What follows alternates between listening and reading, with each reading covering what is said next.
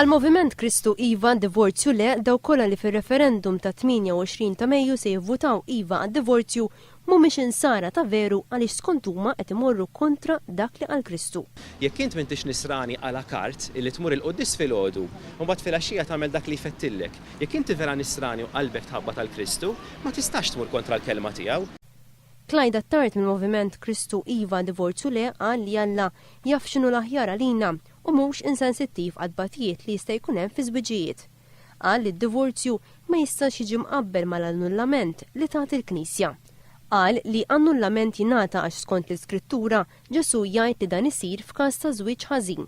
L-annullament kif taf huwa differenti minn divorzju, hemm distinzjoni ċara. Fil-fatt Ġesu fl-Iskrittura jgħid f'każ ta' żwieġ ħażin.